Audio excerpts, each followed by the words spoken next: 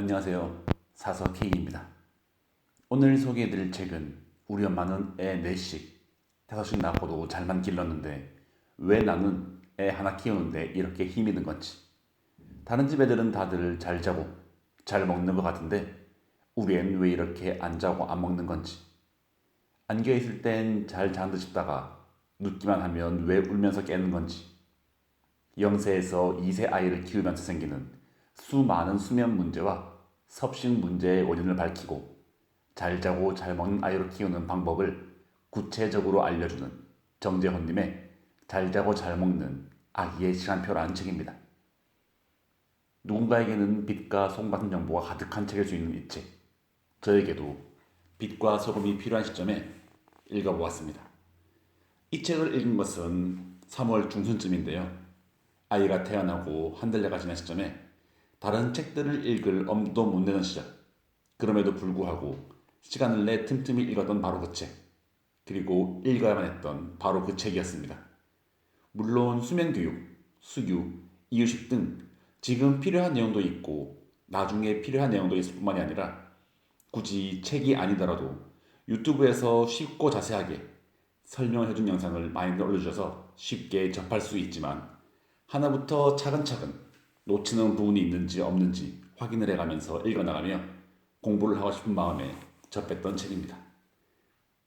이 책에서는 잘 자고 잘 먹는 육아에서 아기에게 가장 기본적인 이야기에 대해서 이야기를 전해줍니다. 그러면서 가장 강조하는 것을 한마디로 하자면 해 뜨면 일어나고 배고프면 먹고 해지면 잠드는 아이로 키워라 입니다. 이 문장은 책의 표지에도 나와 있는데요. 다시 말해 보편 타당한 기본을 지키라고 강조를 하고 있습니다.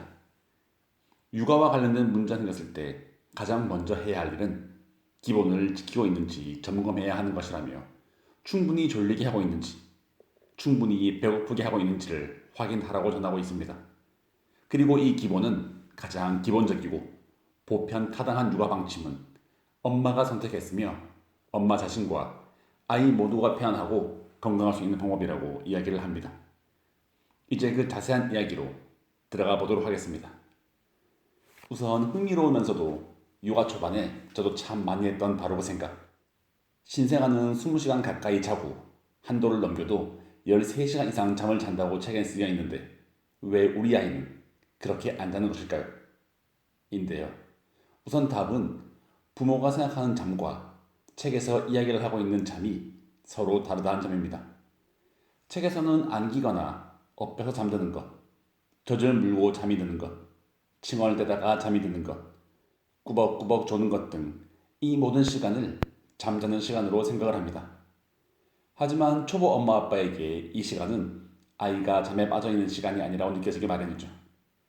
바닥에 누워서 자는 게 아니라면 엄마와 아빠는 아이와 한 몸이 되어 옴짝달싹 못하게 되니 말이죠. 그러면서 아래 그림과 같이 0세에서 9세까지 연령별 내수면 비율에 대해서 이야기를 전해주고 있습니다. 아이의 잠은 하룻밤 안에서도 수면의 각 단계가 균등하게 분포하지 않고 있기 때문에 엄마 아빠가 느끼는 아이의 잠은 짧을 수밖에 없습니다. 네, 아쉽지만 말이죠. 하지만 표에서 보이듯 아이는 자신의 하루 24시간 중 최소는 절반, 많게는 3분의 2를 잠을 자고 있다는 것입니다. 이는 분명한 사실입니다. 그리고 잘 자는 아이로 키우기 위한 수면 교육은 4개월령에 시작하는 것이 좋다고 합니다. 생후 6개월이 되면 낮잠과 밤잠이 뚜렷하게 구분이 되고 건강에 문제가 없다면 이 무렵 아이의 체중은 7.5kg 전후가 되기에 모유 수유를 하는 아이이든 분유 수유를 하든 혼합 수유를 하든 관계없이 밤중에는 8시간에서 10시간씩 통잠을 잘 수 있기 때문이죠. 때문에 여러 전문가들이 늦어도 4개월령에는 수면 교육을 시작해야 한다고 권하고 있는 것입니다. 6개월령이 되며 아이의 기억 능력이 크게 발달하는 것도 이유 중 하나인데요. 점차 장기 기억 능력도 발달을 하기에 익숙한 것을 기억하고 그 결과로 낯선 것을 진짜로 낯설게 느끼기에 이 시기에 무언가 새로운 것을 교육하기는 힘들게 되는 것이죠. 수면 교육을 할 때 가장 부모를 힘들게 하는 것은 자다가 깨거나 잠들기 전에 칭얼대며 우는 아이를 보는 것일 텐데요. 책에서는 6개월령을 지난 아이라면 조금은 울어도 괜찮다고, 울어도 큰일이 나지 않는다고 전하고 있습니다. 조금 심하다 싶거나 많이 운다 싶어도 괜찮다고 말이죠. 엄마가 재워주지 않아도 아이는 결국에는 잠을 잘 수밖에 없기에 엄마 품이나 등에 있어야만 잠이 드는 버릇이 있더라도 수면 교육은 꼭 단호하게 해줘야 한다고 강조하고 있습니다. 그러면서 이러한 수면 교육에는 크게 세 가지로 구분이 된다고 하는데요. 바로 울다 지쳐 잠들게 하라 라고 하는 방법과 아이에게 가는 시간을 늦춰라 하는 방법, 그리고 울리지 말라는 방법입니다.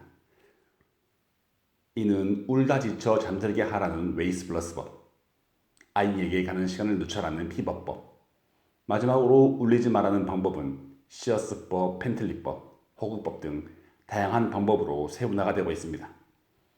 가장 강경한 방법인 웨이스블러스법부터 울리지 말라는 시어스법에 이르기까지 수면 교육에 관한 방법도 이론도 참 많죠. 때문에 저는 수면 교육은 정해진 답은 없다고 보고 있습니다. 책에서 아무리 이야기를 많이 하더라도 결국 우리 아이를 가장 잘 아는 사람은 바로 부모이기에 이러한 교육에 대해서 인지를 하고 어떠한 방법이 우리 아이에게 가장 잘 맞을지 결정하고 선택해서 적용하는 것은 부모에게 달려있다고 생각을 합니다. 책에서도 물론 마찬가지로 이야기를 하고 있습니다.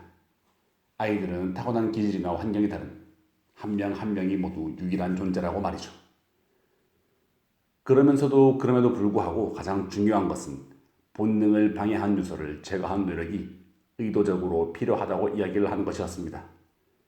그리고 그 가장 간단한 방법은 해가 지면 재우고 해가 뜨면 깨우고 자던 아이가 눈을 뜨면 젖을 물리라는 것입니다.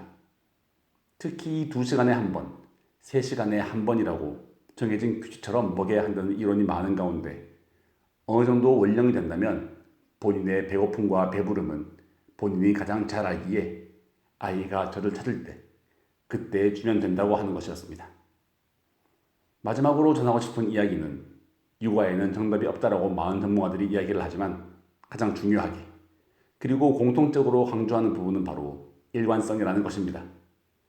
아이의 행동에 정답은 없지만 부모의 행동에도 물론 정해진 정답은 없지만 부모의 행동에는 부모의 반응에는 일관성이 있어야 한다고 강조를 하고 있습니다. 이렇게 잘 자고 잘 먹는 아이의 시간표에 대해서 이야기를 전해드렸습니다. 지금까지 주의 깊게 들어보신 분들은 눈치를 채셨겠지만 잘 자는 이야기는 많이 전해드렸지만 잘 먹는 이야기에 대해서는 많이 전해드리지 않았습니다. 이 책에서 이야기를 하는 수유 간격이라거나 횟수 등은 최소 4개월령부터 진행이 되기 때문에 아직 3개월이 채 되지 않은 아이와 지내고 있는 저에게는 이 부분은 따로 마킹만 해두고 해당 원령이 되면 다시 한번 찾아볼 생각으로 넘어갔기에 여러분께 전해드릴 이야기가 많지 않았습니다. 잘 먹는 이야기에 대해서 궁금하신 분은 죄송하지만 책에서 직접 확인해 주시기 바라겠습니다.